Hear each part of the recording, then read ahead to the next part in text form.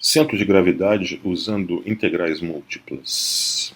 Densidade e massa em uma lâmina não homogênea. Então vamos supor que temos uma lâmina que é um objeto idealizado, suficientemente fino para admitir que a sua espessura seja totalmente desprezível. Então um objeto plano ocupa uma região R no espaço plano, Então, no espaço bidimensional. Então, uma lâmina homogênea, ela é dita homogênea, ela tem a composição uniforme, então, no sentido que a densidade ela é constante em toda a lâmina, é a mesma em toda a lâmina. Então, delta, a densidade, é simplesmente a massa da lâmina dividida pela área da região R. A lâmina não homogênea quando a densidade varia de ponto para ponto dentro da região R. Então, a densidade delta será uma função de x, y, e será definida da seguinte maneira. Nós vamos considerar um quadrado, uma região retangular, pode ser um quadradinho, mas uma região retangular em torno do ponto xy no centro dessa região retangular. E então consideramos agora o limite da massa dessa região retangular chamada ΔM sobre a área dessa região retangular chamada ΔA. Então fazemos esse limite quando as dimensões do retângulo, ambas, tanto o comprimento quanto a largura, tendam a zero. Dessa maneira, a área naturalmente tenderá a zero. Escrevemos assim nessa notação, mas significa que ambas as dimensões do retângulo devem tender a zero.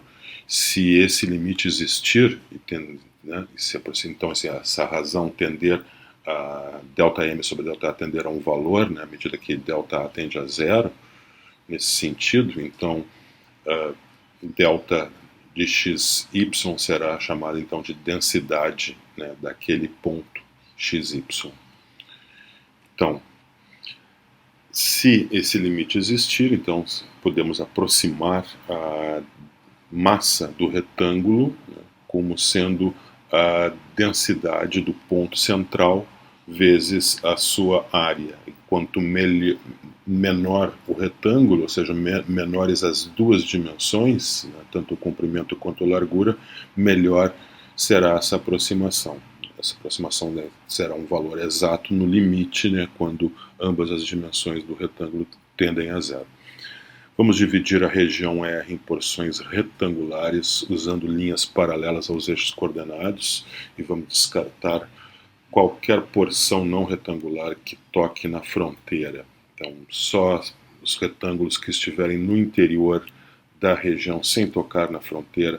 Vamos supor que eu tenha N desses retângulos, vamos chamar de xk estrela, yk estrela, o centro do késimo retângulo. Centro do késimo retângulo. Suponha que o késimo retângulo tenha área ΔAK e massa ΔMK. Então está ali a ilustração na figura, a região R dividida em N retângulos. Qualquer retângulo que toque na fronteira ou fora é totalmente descartado. XK estrela, YK estrela é o centro do késimo retângulo com massa ΔMK, ΔAK. Então, podemos usar a aproximação ΔMK, que é aproximado, a massa do retângulo é aproximada então pela densidade do ponto central do retângulo vezes a área. E quanto menor a área do retângulo, menores as dimensões do retângulo, melhor a aproximação. Então, nós podemos agora aproximar a massa de toda a lâmina como sendo a soma das massas de cada uma dessas porções retangulares, e isso é aproximado então pelaquela soma, uma soma de Riemann, de uma integral dupla para uma integração dupla, da função delta de xy. Então, tomando agora o limite desse particionamento, quando n, o número de retângulos, n tende ao infinito de maneira que as dimensões de cada um deles tendam a zero, tanto o comprimento quanto a largura, e vamos simbolizar apenas por aquela notação, limite quando n tende ao infinito, daquele somatório, aquela aproximação então das massas de cada uma, a soma das massas de cada uma das porções. Então, no limite, a ideia é que obtemos o valor exato, então, para a massa da lâmina. Então, a massa da lâmina então, é dada por uma integral dupla da função densidade, da função delta de xy, na região R. Definimos então a massa de uma lâmina. Então, se uma lâmina com função densidade delta de xy ocupar uma região R do plano xy, então a sua massa total m é dada pela integral dupla da função densidade delta de xy na região R. Por exemplo, vamos calcular a massa da seguinte lâmina, uma lâmina triangular de vértices 0, 0, 0, 1, 1, 0 no plano xy, com função densidade delta de xy dada pela função x vezes y. Então, a lâmina é uma lâmina triangular, uma região triangular, ali estão os vértices do triângulo 0, 0, 1, 0 e 1, 0. Consequentemente, aquela reta que une os pontos 0, 1 com o ponto 1, 0 é a reta y igual a menos x mais 1. Então, ela define, uma das retas define a fronteira da região R. Então, vamos calcular a massa total. Temos a função densidade. Então, a integral dupla da densidade e a integral dupla calculada nessa região triangular R. Essa pode ser entendida como a região do tipo 1. Vamos integrar primeiro em y, de 0 até menos x mais 1, e depois em x, de 0 até 1. Vamos integrar a função x vezes y.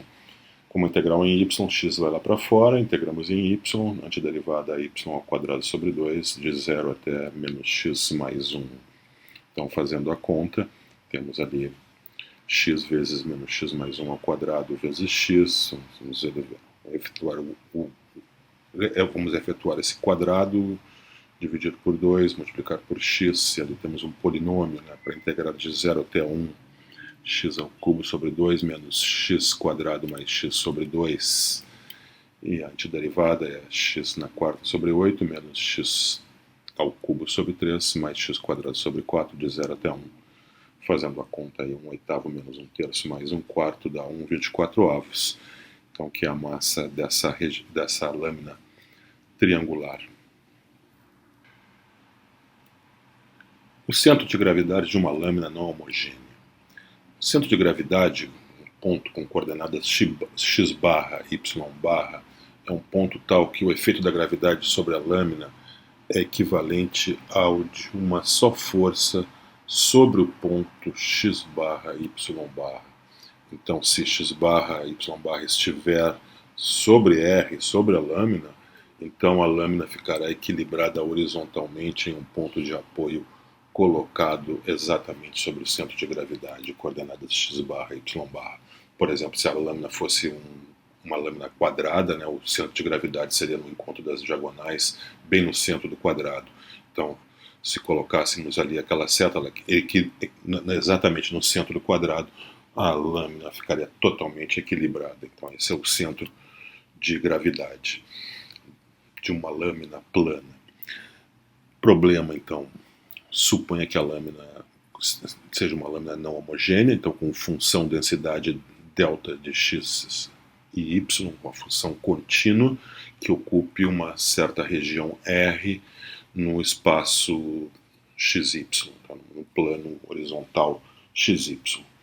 Determine as coordenadas x barra, y barra do centro de gravidade da lâmina. Então esse é o nosso problema agora.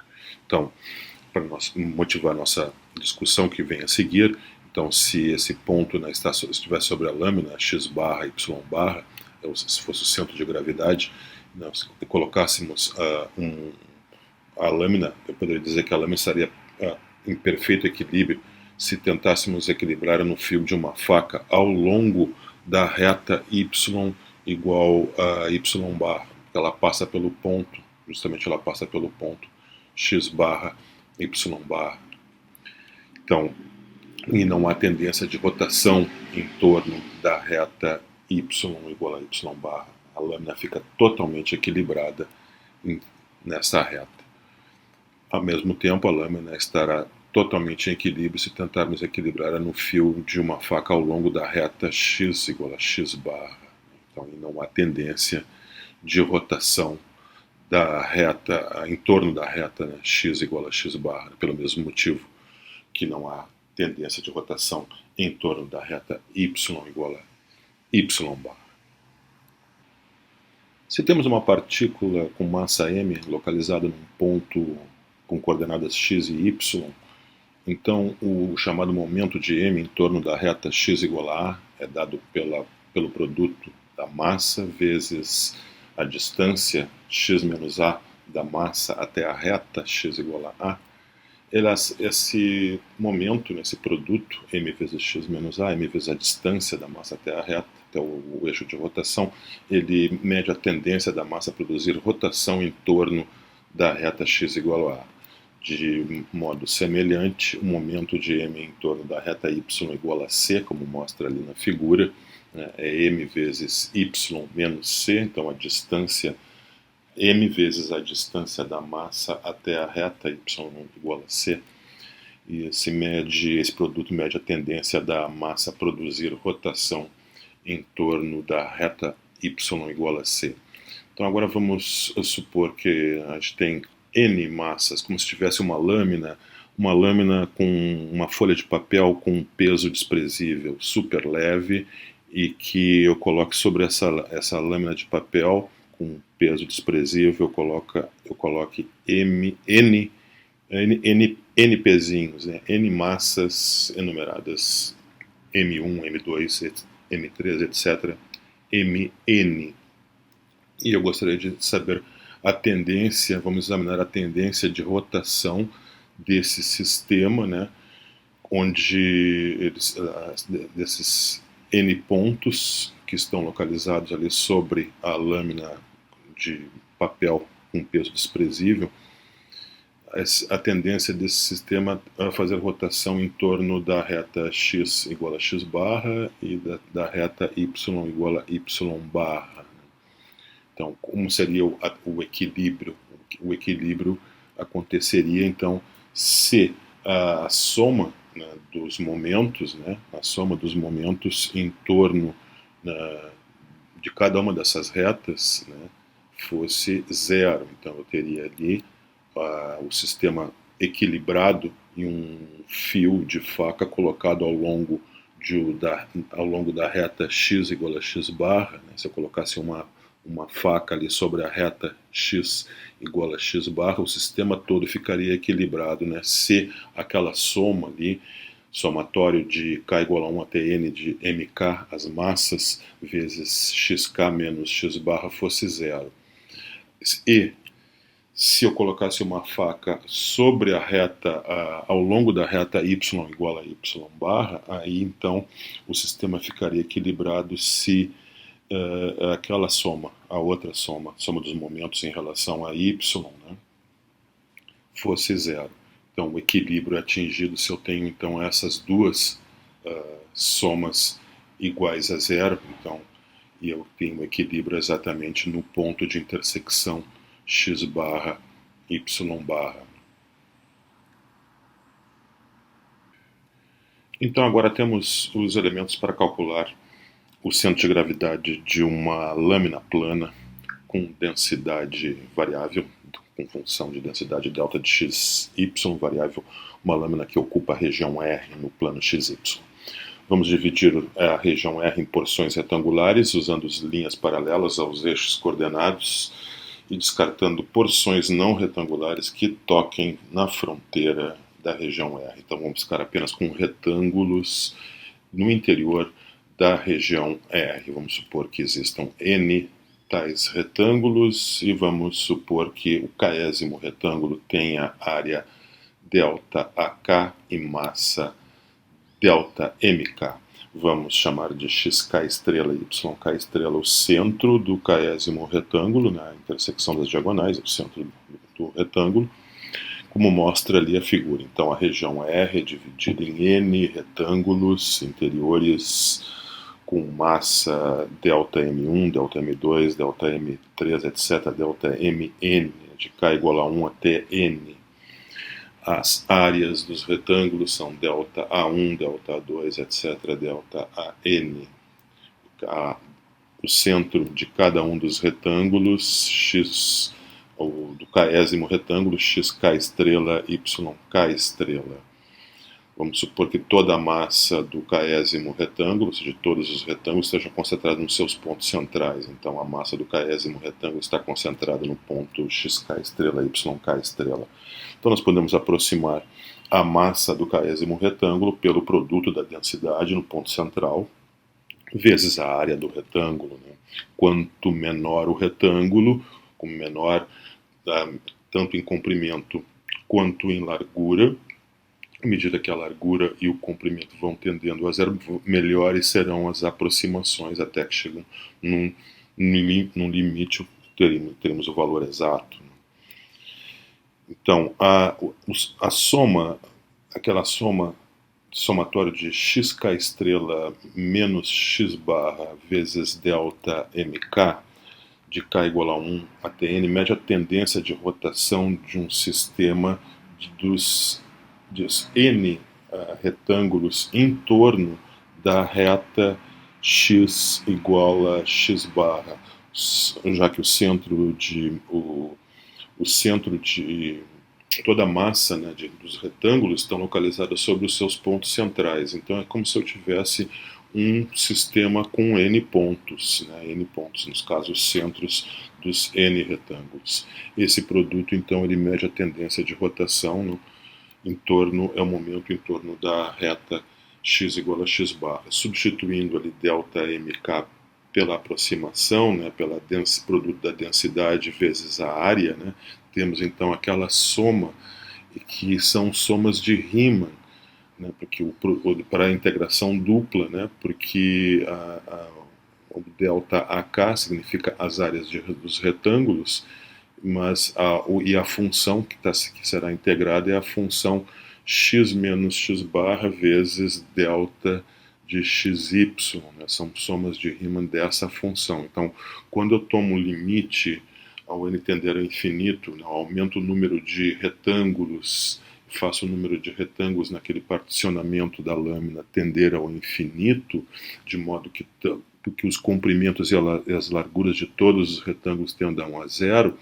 então nesse limite eu vou obter uma integral dupla, justamente a integral dupla da função x menos x barra delta de xy, uma integral dupla na região R. Então, o momento da lâmina, o momento de R em torno da reta x igual a x barra é exatamente a integral dupla x menos x barra vezes delta de xy em R. Vamos fazer a mesma coisa, né, bem semelhante agora, só que para a reta y igual a y barra. Então, fazendo exatamente a mesma coisa, nós obtemos um momento de R em torno da reta y igual a y barra, que é a integral dupla de y, da função y menos y barra, delta de xy, integral dupla na região R. Então, o equilíbrio no ponto x barra y barra ocorre, C e somente C, a tendência de rotação em torno da reta x igual a x barra é zero, e também a tendência de rotação em torno da reta y igual a y barra é zero simultaneamente. Então, eu tenho essas duas equações que devem ser satisfeitas. Se a primeira equação é satisfeita, aquela integral dupla x menos x barra delta de xy dA igual a zero, isso é a mesma coisa que dizer que eu posso separar a integral em duas, já que o integrando ali é uma diferença, né? Então eu posso separar aquela integral como uma integral dupla de x vezes delta de xy menos a integral dupla em R de x barra vezes delta, da função delta de xy. Note que x barra é constante, né? É uma constante, vai para fora da integral. Então essa equação me permite agora isolar x barra, né? Então, isolando x barra, eu obtenho então a expressão para a coordenada x do centro de gravidade da lâmina com densidade delta de xy, ocupando a região do plano R. Essa coordenada x, então, é a integral dupla em R da função x vezes delta de xy dA sobre a integral dupla em R da densidade x delta de xy dA. A segunda integral, ali dando zero, né, aquela segunda integral de y menos y barra vezes a função densidade, se essa integral é zero, então eu posso escrever que essa equação equivalente, né, a dizer que a diferença das integrais, né, a integral de y vezes delta menos y barra vezes delta é zero, então o que me permite colocar o y barra lá para fora daquela integral, já que y barra é constante, e agora eu posso também isolar, assim como eu fiz para a coordenada x, eu posso isolar a coordenada y do centro de gravidade, encontrando y barra igual à razão entre a integral dupla em R da função y delta de xy dA sobre a integral dupla em R da função densidade delta de xy dA. Então essas são as coordenadas, né, do ponto do centro de gravidade de uma lâmina plana com função densidade delta de xy ocupando uma região do plano xy, uma região R no plano xy. Vamos notar que aquela integral dupla que aparece no denominador, tanto na coordenada x quanto na coordenada y, tanto como em x barra ou y barra, aquela integral dupla da função densidade é a massa da lâmina, né? Já havíamos visto então que a integral dupla da densidade na região R é a massa de R, né? A massa da lâmina R.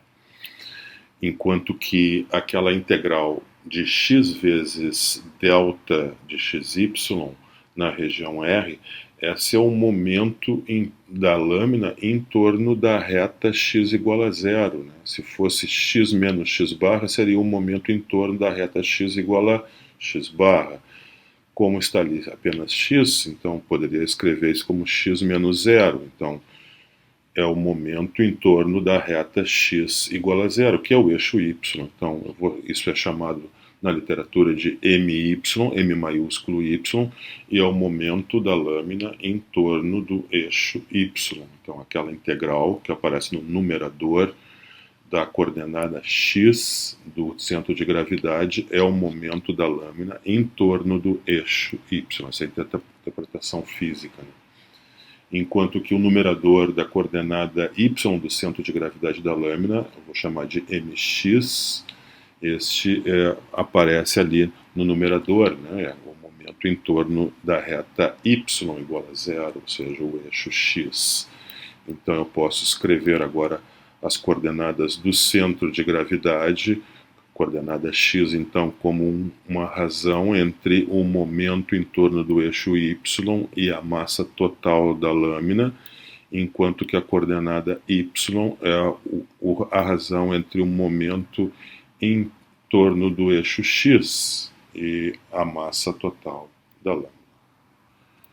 Então, neste exemplo, temos uma lâmina triangular com vértices na origem, no ponto 0, 0, no ponto com coordenada 0, 1 e o outro ponto com coordenadas 1, 0. Essa lâmina tem função densidade delta de xy igual ao produto x vezes y. Vamos calcular o seu centro de gravidade.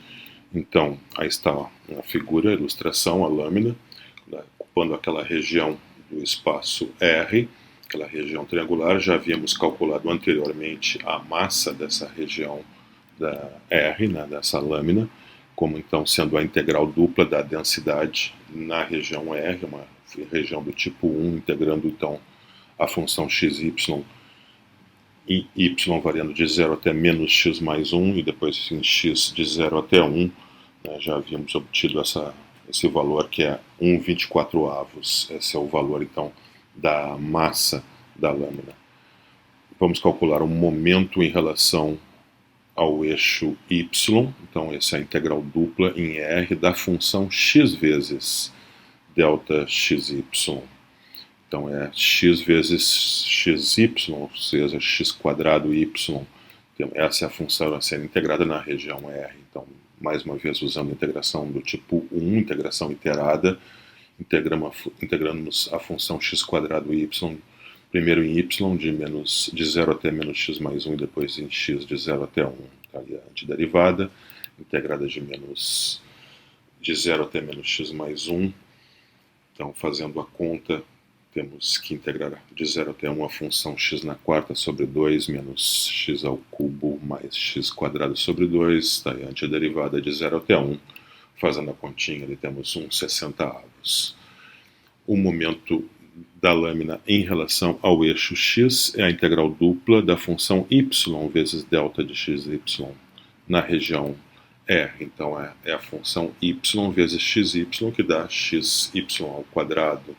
Integramos na região R, então integramos de 0 até menos x mais 1 na variável y e depois em x de 0 até 1.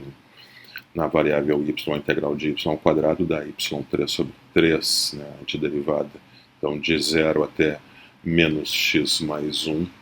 Então, fica ali aquela expressão simplificando, né, esse polinômio que é integrado. Então, de 0 até 1, usando o teorema fundamental do cálculo, encontramos o mesmo valor, né, para o momento. Então, 1/60. Conclusão, então, a coordenada x do centro de massa pela fórmula, né, é o momento em relação a y da lâmina dividido pela massa total da lâmina. Então é 1/60 dividido por 1/24, né, simplificando dá 2/5. Coordenada y do centro de massa é momento em relação ao eixo x dividido pela massa total. 1/60 dividido por 1/24 é igual, né, 2/5. Daí a ilustração do ponto do centro de gravidade dessa lâmina triangular com função densidade. A lâmina não é homogênea, né? Ela tem densidade delta de xy igual a x vezes y. Vamos examinar um caso especial da lâmina homogênea. Uma lâmina homogênea tem composição uniforme, então supomos que eu temos uma lâmina plana numa região R com composição uniforme, então a densidade dela é constante. E o centro de gravidade, nesse caso especial, ele é chamado de centroide. Coordenada x do centro de gravidade, então integral dupla em R, na região R, função x vezes a densidade sobre a integral dupla, né, na região R da função densidade. Só que a função densidade agora é constante, né, então eu posso escrever simplesmente delta ao invés de delta de xy. Delta sendo constante, eu coloco lá para fora da integral e agora eu posso simplificar, né, aí eu obtenho a seguinte expressão, notando que o denominador que aparece ali, a integral dupla da função constante 1 na região R, é a área, né, da região R. Então a coordenada x do centro de gravidade, a coordenada x do centroide da lâmina homogênea, é 1 sobre a área da região R, vezes a integral dupla da função x na região R. De forma semelhante, podemos obter a coordenada y de uma maneira bem parecida, né, eliminando ali a densidade é simplificada, né, no momento que ela é constante, eu coloco ela para fora da integral, simplifico, e fica então a integral da dupla da função y na região R vezes, ou dividido pela área, né, que é a integral dupla da função constante na região R. Então está a coordenada y barra, 1 sobre a área da região R vezes a integral dupla da função y na região R. Note então que as coordenadas do centro de gravidade, nesse caso, elas não dependem da física do problema, né? Depende puramente da geometria, dos aspectos geométricos da região R ocupada pela lâmina, já que a densidade, né, foi simplesmente simplificada, né, foi eliminada do problema. Então, nesse caso, no caso de densidade constante, lâmina homogênea, então por isso é chamado centroide. O centroide, não, então a propriedade puramente geométrica e não física, né, da região R. Então, nesse exemplo agora, vamos calcular o centroide da região semicircular da figura. É a região semicircular, é o semicírculo superior de raio A centrado na origem. Vamos calcular as coordenadas do centroide. Então, obviamente, por simetria, né, x barra é igual a 0, né, é evidente. Então, o interessante é calcular y barra. Então, para isso, vamos usar então a fórmula, que é a integral dupla da função y sobre a área do semicírculo. Então, vamos primeiro calcular a integral dupla da função y dA, né? Vamos usar coordenadas polares. Então, ao invés de y, eu escrevo r seno de θ, né? dA na região R. A região R é o semicírculo, então agora vamos escrever o semicírculo em coordenadas polares. Aí eu vou ter, então, quando eu faço o cálculo de integral dupla, temos que multiplicar pelo fator multiplicativo, ou jacobiano, né? O fator multiplicativo R, fica R vezes R seno de θ, vezes dr dθ. Então a primeira integral em R de 0 até A, depois integral em θ de 0 até π. Então, depois da multiplicação pelo fator de correção R, temos R ao quadrado seno de θ, a função para ser integrada de 0 até A na variável R e de 0 até π, já que é apenas um semicírculo, né, na variável θ. Então, integrando primeiro em R, a antiderivada é R3 sobre 3, de 0 até A fica A ao cubo sobre 3, vezes a integral de 0 até π de seno de θ. A antiderivada é menos cosseno de θ, de 0 até π, então fica a integral de antiderivada de cosseno de θ de π até 0, né, vezes A ao cubo sobre 3. Isso então fica A ao cubo sobre 3 vezes 1 menos 1, que dá 2. Então 2A ao cubo sobre 3, esse é o valor da integral dupla da função y na região R. Para obter a y bar, então devemos multiplicar, usando a fórmula, né? Isso é 1 sobre a área do semicírculo, no caso, 1 sobre a área da região R, a área do semicírculo de raio A, vezes esse valor que acabamos de encontrar, dessa integral dupla aí, que é 2A ao cubo sobre 3. Então, temos 2A ao cubo sobre 3 dividido pela área do semicírculo de raio A, que é π vezes A ao cubo sobre 2, aí fazendo a simplificação, 4A sobre 3π, esse é o valor da coordenada y do centroide, o centro de massa da lâmina, centro de gravidade e centroide de um sólido. Agora, para uma região, para um sólido G, né, nós podemos definir a função densidade de x, y, z, a densidade pontual, depende do ponto com coordenadas x, y, z, considerando uma caixa, um paralelepípedo centrada no ponto x, y, z, e considerando então o limite então, da massa delta m dessa caixa dividida pelo seu volume, fazendo todas as dimensões da caixa tender a zero, né, comprimento, largura, profundidade tendendo a zero, assim, nesse sentido, dessa maneira o volume da caixa vai tender a zero. Se esse limite existir, né, então a densidade é chamada então, de densidade no ponto x, y, z, né, do sólido G. Então podemos aproximar a massa de um paralelepípedo, de uma caixinha ao redor do ponto x, y, z, centrada no ponto com coordenadas x, y, z, pelo produto da sua densidade, da densidade do centro da caixa, vezes o seu volume. Com isso, fazendo um particionamento da região G por caixas, né, por pequenas caixas, por pequenos paralelepípedos com planos paralelos aos planos coordenados, né, podemos, análogo ao que fizemos com um particionamento da região plana para obter então a massa da lâmina plana, podemos obter a massa de um sólido através da integral tripla da função densidade, né, vezes dv, né, delta de x, y, z, integral tripla na região tridimensional definida pelo sólido G. Então a massa de G é dada por essa integral tripla da mesma forma, então com o mesmo tipo de raciocínio, não é apenas replicando aquelas ideias que foram feitas para a lâmina plana. Então podemos agora calcular o centro de gravidade, que tem 3 coordenadas, x barra, y barra, z barra, de um sólido G, como sendo então x barra é 1 sobre a massa total vezes o momento em relação perdão, a integral x de x vezes delta de xyz, integral tripla na região tridimensional definida pelo sólido G. A coordenada y, apenas só troco x por y, então fica a integral tripla em g de y vezes a densidade, vezes 1 sobre a massa. E a coordenada z, nós integramos a função z vezes a densidade. Essa integral tripla na região G, multiplicamos por 1 sobre a massa.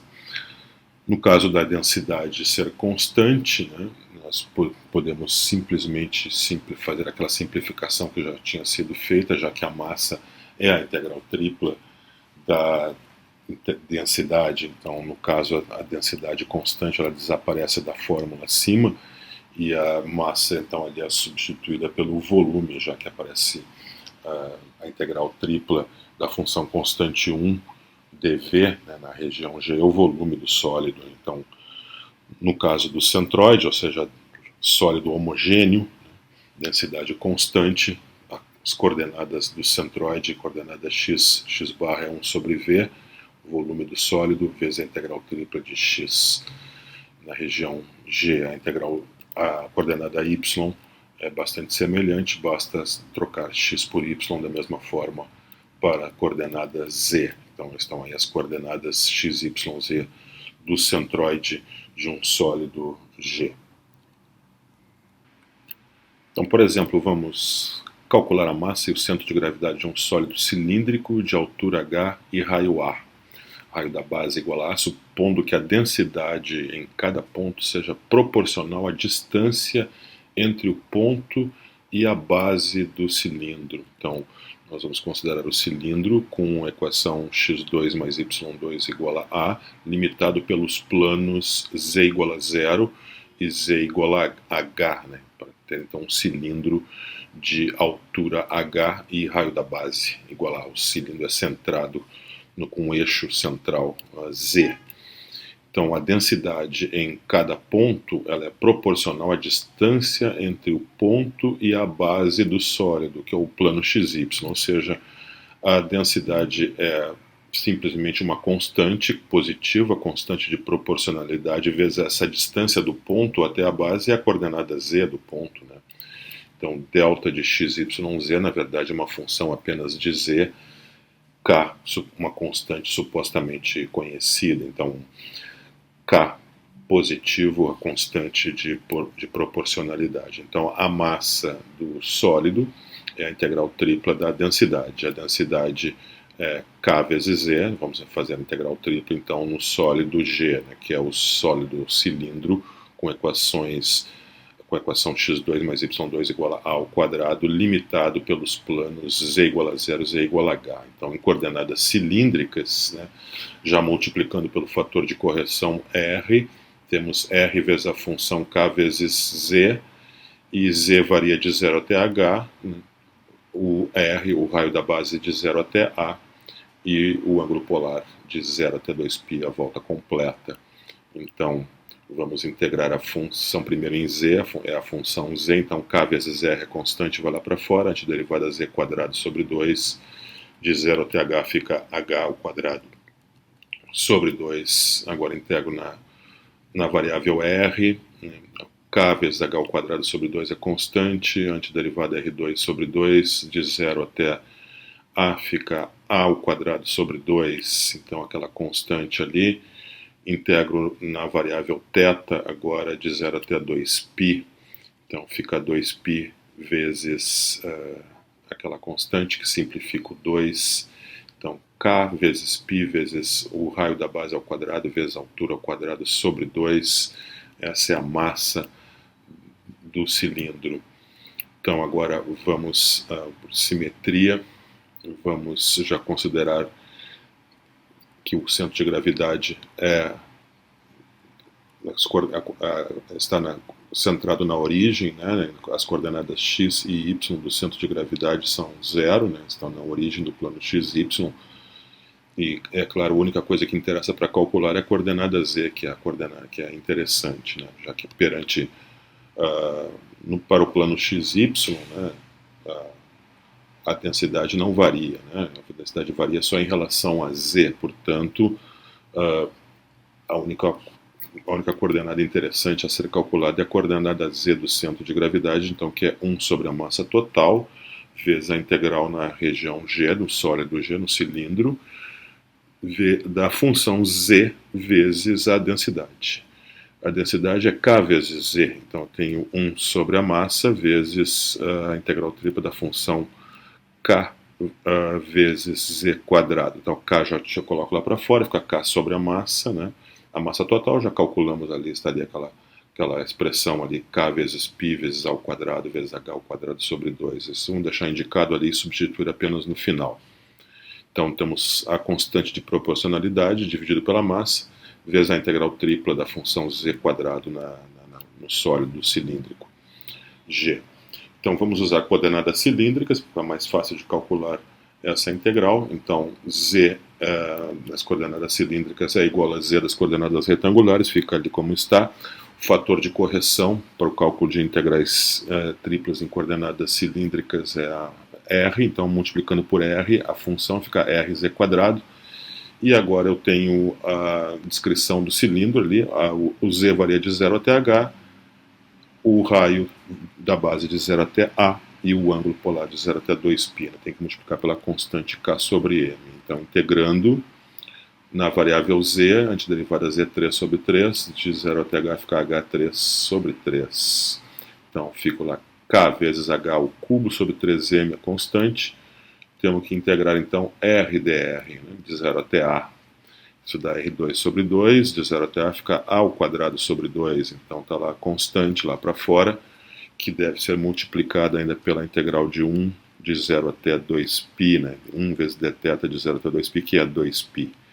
Então está aí o valor da coordenada z, né, que é k vezes h ao cubo, vezes a ao quadrado, 2π, vezes sobre 3m vezes 2, né, simplifico 2, e agora eu vou usar o valor de m, que nós vamos calculado ali em cima, né, m é igual a k vezes π vezes a ao quadrado vezes h ao quadrado sobre 2. Então, substituindo m por este valor e fazendo as simplificações necessárias, né, calculamos ali então a coordenada z do centro de gravidade do cilindro, né, que tem essa propriedade, né, que é a coordenada z, então é 2h sobre 3. Então, o centro de gravidade para esse tipo de cilindro não está na metade da altura, e sim a 2/3 da altura. Tem essa propriedade que a densidade não é constante, né?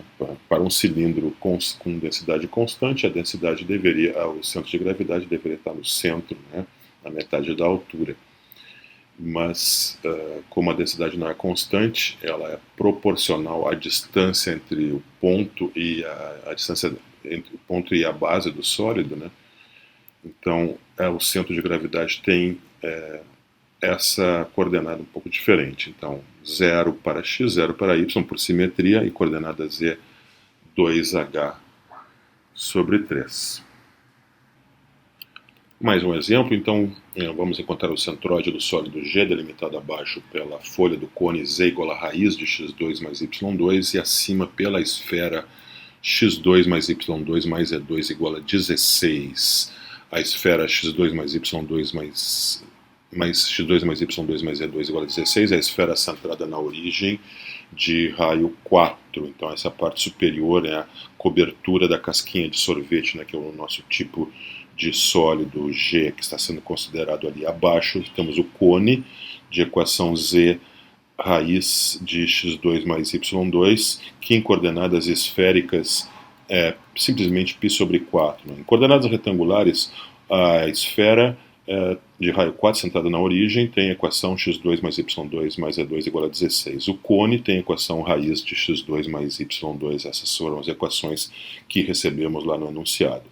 Em coordenadas esféricas, que vamos usar para fazer as contas, vai ficar mais simples, a esfera é bem mais simples, né? x2 mais y2 mais e2 fica ρ ao quadrado, então ρ ao quadrado igual a 16 me dá ρ igual a 4, já que ρ é positivo. Então a equação coordenadas esféricas da esfera centrada na origem de raio 4 é bem simples, é simplesmente dizer ρ igual a 4. A outra equação, a equação do cone, também é bem simples. É simplesmente dizer φ igual a π sobre 4, porque né, se o cone tem aquela equação raiz de x2 mais y2, a geratriz vai ter um ângulo de 45 graus com o eixo z. Então, o ângulo será π sobre 4. Vamos ver isso, por que isso, né? Então, a equação em coordenadas retangulares do cone é z igual a raiz de x2 mais y2, usando então a conversão para coordenadas polares, z é igual a ρ cosseno φ, x é igual a ρ seno φ cosseno θ e y é a ρ seno φ seno de θ. Então, substituindo ali, elevando os quadrados, né? Então, temos já colocando em evidência dentro da raiz quadrada ρ2 seno quadrado de φ, aparece dentro do parênteses ali cosseno ao quadrado de θ mais seno ao quadrado de θ, que dá 1. Então, simplesmente ali eu tenho ρ cosseno de φ igual a raiz quadrada de ρ2 seno quadrado de φ, que é o módulo de ρ seno de φ. Só que ρ é positivo e o ângulo φ, né, em coordenadas esféricas, é um ângulo entre 0 e π, né, então o seno de φ é sempre positivo, então temos que o módulo de ρ seno de φ é simplesmente ρ vezes seno de φ. Dessa forma, temos ρ cosseno de φ igual a ρ seno de φ. Então, simplificando ρ, né, que é diferente de zero, temos que ir dividindo por cosseno de φ, temos que, então, tangente de φ, né, que é o seno sobre o cosseno, tangente de φ é igual a 1. Como o φ tem que ser um ângulo entre 0 e π, então isso acontece somente se o ângulo φ for π sobre 4. Então, por isso, a equação em coordenadas esféricas do cone é simplesmente φ igual a π sobre 4. Né? Então, temos o volume. Vamos calcular primeiro o volume para depois calcular, então, as coordenadas do centroide. O volume desse sólido, então, é a integral tripla da função constante 1, essa integral tripla nessa região sólido G. Vamos escrever o sólido G com coordenadas esféricas, que é mais simples para fazer as contas, né? Então, vamos usar o fator multiplicativo, que é ρ2 seno de φ, já está lá, o fator corretivo, multiplicando a função constante 1. Então, já que estamos calculando o volume, então vamos calcular a integral da função ρ quadrado seno de φ. A integral em ρ varia de 0 até 4, em φ de 0 até π sobre 4, e em θ, numa volta completa do cone, 0 até 2π. Então, a integral na variável ρ, primeiro, a integral de ρ2, a antiderivada é ρ3 sobre 3, integrada de 0 até 4, fica, então, simplesmente 64 terços, que eu já coloco lá para fora. Agora tenho que integrar na variável φ de 0 até π sobre 4, antiderivada é menos cosseno de φ, integrada de 0 até π sobre 4, 1 menos raiz de 2 sobre 2, né, que já fica multiplicado lá fora a constante 64 terços. Ainda tenho que integrar a constante 1 de 0 até 2π de θ, então isso simplesmente é 2π. Então, esse é o volume, né, 2π vezes 64 terços vezes 1 menos raiz de 2 sobre 2, eu posso reescrever isso, né, como 64 π terços vezes 2 menos raiz de 2. Agora vamos ao cálculo, né, das coordenadas do centroide. Né. Por simetria, né, a coordenada x e a coordenada y deve ser 0. Né, o centroide deve estar localizado na origem do plano XY, então ao longo do eixo Z. Então vamos calcular a coordenada Z do centroide. Então isso é 1 sobre o volume, que já temos, né, acabamos de calcular, vezes a integral tripla na região G da função Z. Vamos usar coordenadas esféricas, então Z é ρ vezes cosseno de φ. Temos que usar o fator de correção para integrais triplas em coordenadas esféricas, que é ρ quadrado vezes seno de φ, e depois integrar então na variável ρ de 0 até 4, na variável φ de 0 a π sobre 4, e na variável θ de 0 até 2π. Então essa é a integral então, que deve ser multiplicada por 1 sobre o volume. Então fica 1 sobre V. Vamos integrar na variável ρ, Então eu tenho ρ vezes o ρ quadrado, que dá ρ ao cubo, vezes aquele termo seno de φ, cosseno de φ. Então seno de φ, cosseno de φ é constante, vai lá para fora, integro em ρ, antiderivada de ρ ao cubo é ρ na quarta sobre 4, então de 0 até 4, então fica aí 64, né? Então sobre v lá para fora, lá na constante, temos que integrar de 0 até π sobre 4, agora na variável φ, a função seno de φ vezes o cosseno de φ. Note que a derivada de seno ao quadrado de φ sobre 2 é precisamente seno de φ vezes cosseno de φ, porque a derivada de seno ao quadrado de φ é 2 vezes o seno de φ vezes a derivada do seno, que é o cosseno. Então, dividido por 2, cancela o 2 que estava ali no numerador, e aí fica o seno de φ, cosseno φ. Portanto, a antiderivada que será usada ali é seno ao quadrado de φ sobre φ, de 0 a π sobre 4, né?